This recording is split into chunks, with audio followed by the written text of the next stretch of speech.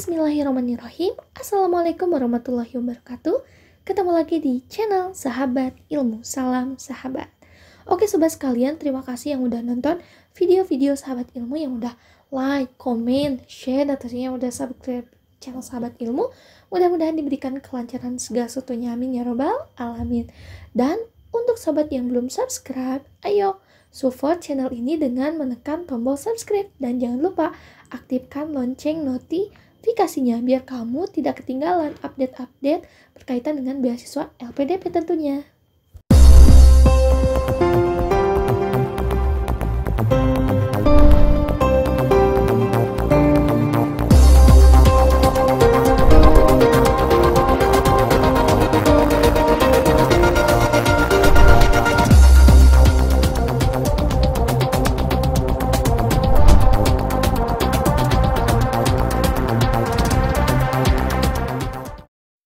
Oke teman-teman, di video kali ini Sahabat Ilmu akan men-sharekan tentang personal statement.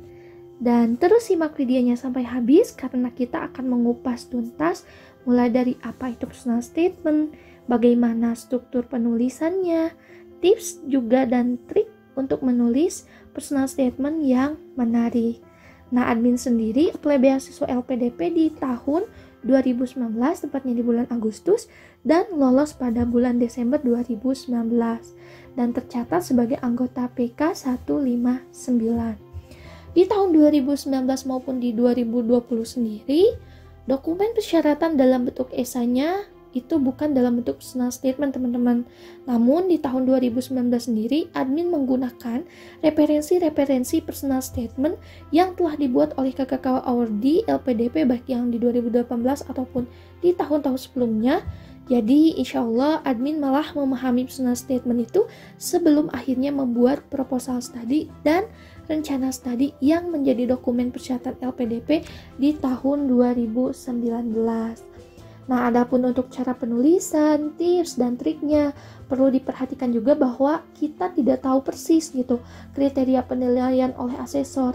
Jadi, baik penulisan, tips, dan trik yang saya berikan akan berbeda dengan yang diberikan oleh teman-teman awardee LPDP yang lainnya. Jadi, next kita akan mulai PDKT nih sama personal statement yang menjadi salah satu dokumen wajib yang perlu dibuat. Nah, sekarang personal statement sendiri adalah salah satu persyaratan dokumen untuk pengajuan beasiswa LPDP. Nah, banyak sekali nih teman-teman yang justru mudah saat memenuhi persyaratan lainnya seperti sertifikat bahasa, nilai IPK, dan lain-lain, namun kebingungan dalam menulis esai, salah satunya dalam menulis personal statement. Maka tadi teman-teman harus pahami dulu apa sih personal statement itu.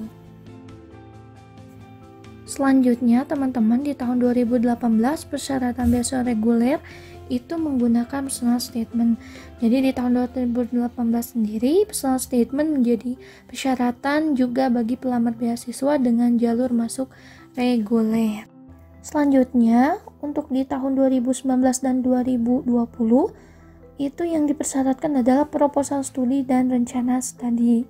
Jadi di 2019 dan 2020 itu esai yang diwajibkan dibuat adalah proposal studi dan rencana studi, dan pada prinsipnya isinya itu lebih kurangnya sama teman-teman. Jadi menurut admin yang sudah admin baca itu perbedaannya lebih ke gaya penulisannya.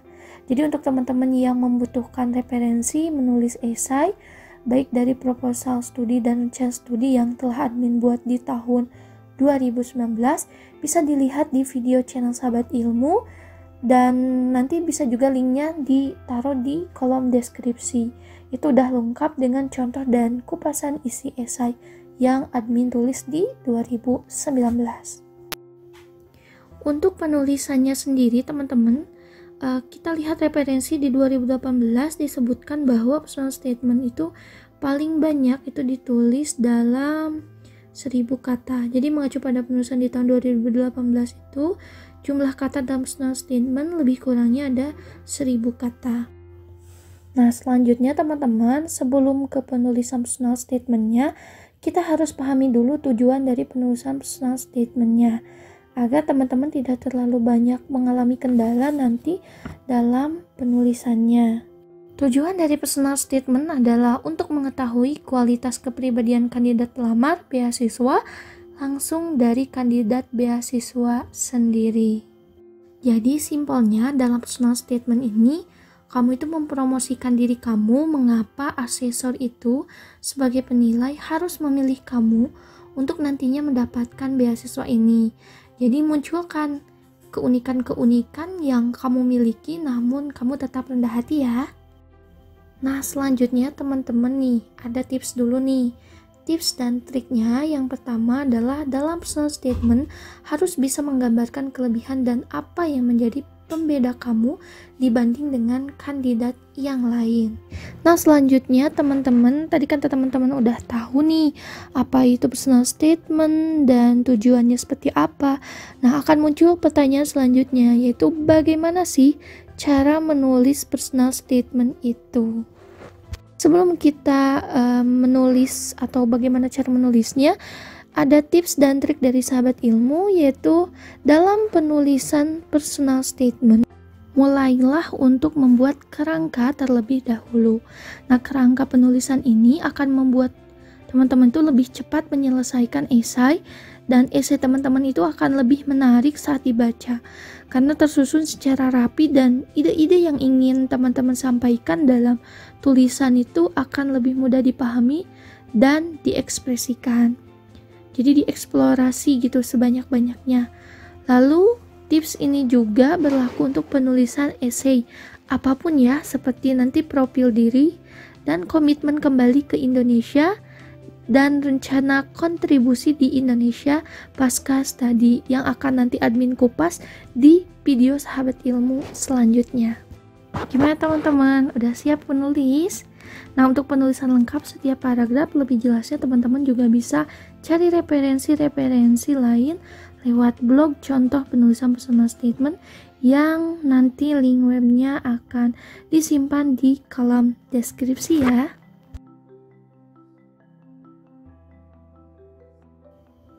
Nah teman-teman, ini dia struktur penulisan dari personal statement. Jadi ada kurang lebih ini yang dirangkum oleh sahabat ilmu, tapi teman-teman bisa juga ini hanya jadi referensi ya, jadi bisa mengeksplor seluas-luasnya. Jadi sini ada nih introduction atau perkenalan, lalu ada deskripsikan masalah, ada peran yang akan dilakukan, rencana studi, dan rencana kontribusi. Ini untuk di rencana kontribusi itu teman-teman nanti sampaikan garis besarnya dulu, karena nanti khusus juga ada esai untuk kontribusi teman-teman terhadap negara ini setelah nanti teman-teman pasca studi. Nah kita akan coba kupas mulai dari introduction atau perkenalan. Nah yang ada di introduction itu bisa teman-teman cantumkan mulai dari nama, alamat lengkap, terus background pendidikan lengkap dengan jurusan dan kampus teman-teman asal kuliah. Kalau misalkan teman-teman mau apply S2 berarti asal S1-nya. Lalu misalkan kalau mau S3 asal dari S2-nya. Lalu pengalaman kegiatan seperti misalkan teman-teman jadi volunteer, apakah berorganisasi atau mungkin ikut komunitas, pernah juga misalkan jadi asisten dosen dan lain sebagainya. Lalu pengalaman bekerja seperti misalnya teman-teman bekerja part-time, magang atau freelance, dan lain-lain. Terus masukkan juga cita-cita atau mimpi terbesar yang ingin diwujudkan oleh teman-teman. Nah terus masukkan juga visi misi atau mewujudkan cita-cita atau mimpi teman-teman tuh seperti apa lewat visi misinya. Lalu jelaskan juga mengapa mimpi teman-teman itu penting. Tadi berkaitan dengan mimpi terbesar teman-teman atau cita-citanya. Nah, di sini tips dan trik menurut sahabat ilmu itu dalam introduction sampaikan secara efektif. Jadi padat dan lengkap juga, semacam biodata lah, biodata teman-teman, dan munculkan kelebihan teman-teman yang unik, dalam artian beda dari yang lain, dan menjadi pertimbangan penilai untuk meloloskan teman-teman. Selanjutnya tips yang keempatnya, dalam introduction atau perkenalan itu sampaikan pengalaman-pengalaman yang bersesuaian dengan jurusan yang teman-teman ambil. Jadi pengalaman-pengalaman yang teman-teman saya yakin begitu banyak dan begitu mungkin sangat menakjubkan itu, teman-teman itu pilih gitu. Jadi tidak semuanya plek, semuanya dimasukkan, tetapi pilih yang sesuai dengan pengambilan jurusan. Nah, selanjutnya tips yang kelima, sampaikan juga visi misi dan mimpi teman-teman yang relevan dengan visi misi dari LPDP. Nah, untuk visi misi dari LPDP ini harus teman-teman juga pahami.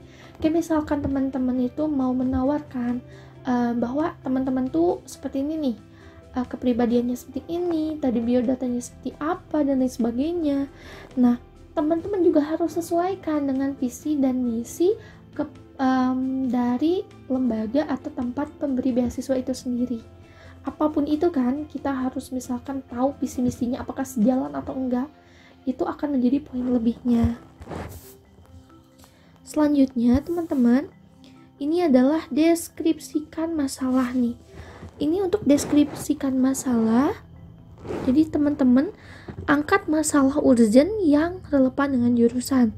Lalu yang relevan juga dengan pekerjaan teman-teman nanti, masalah yang konkret bisa diselesaikan 2-3 tahun ke depan.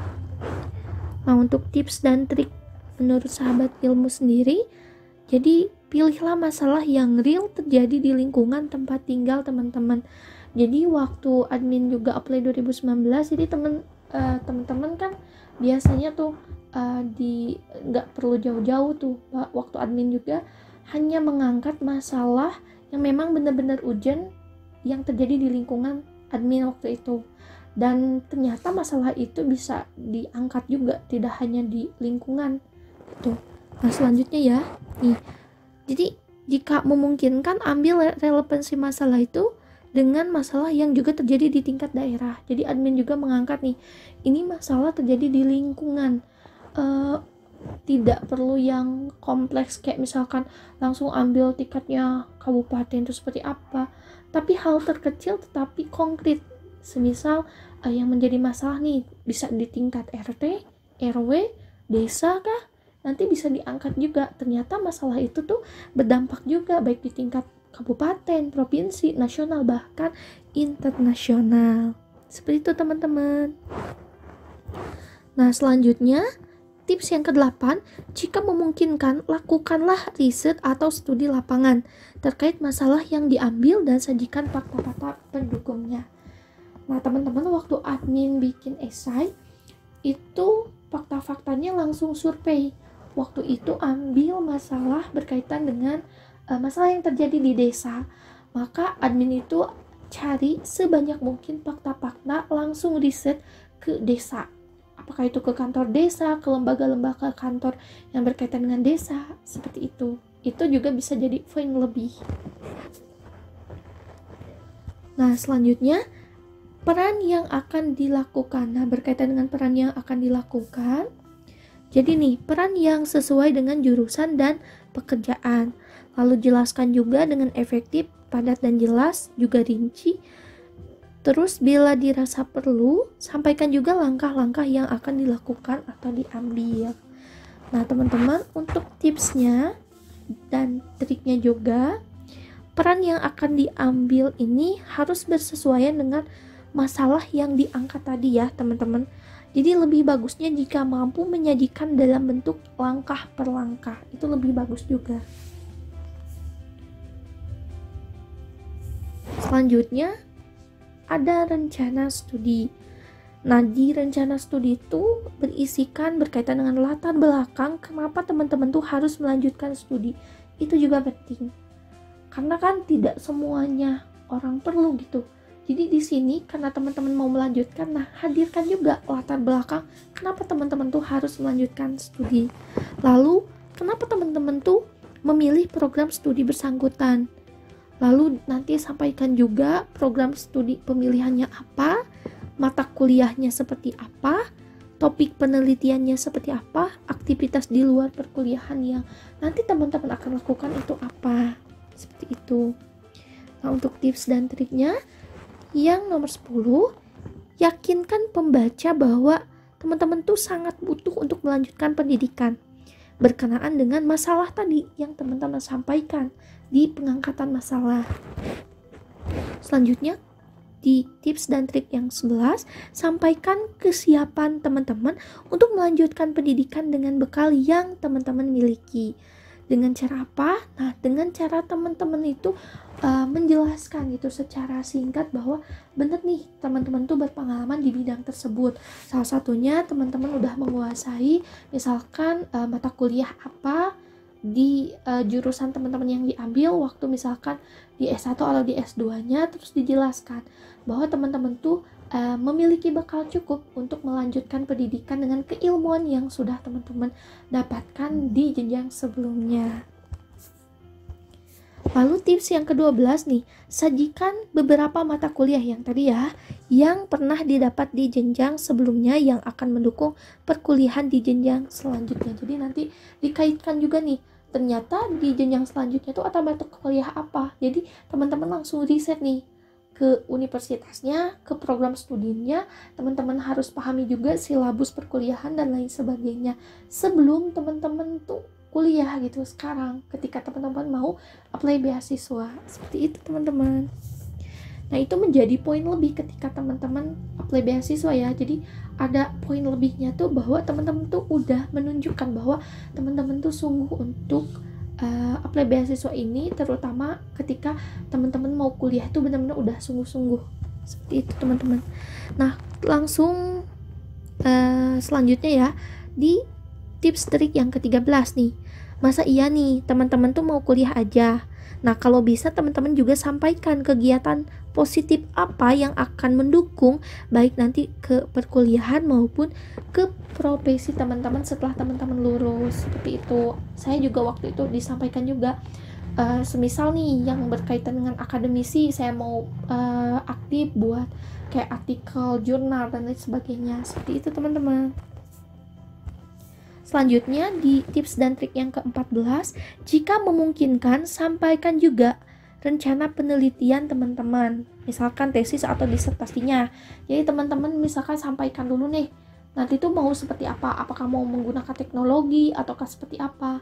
Nah, waktu admin itu jadi langsung to the point, sebutkan aja judul rencana judul tesis atau disertasinya itu seperti apa. Jadi itu menandakan bahwa teman-teman tuh memang sudah siap mau kuliah. Jadi punya poin lebih untuk meyakinkan bahwa teman-teman tuh layak mendapatkan beasiswa ini.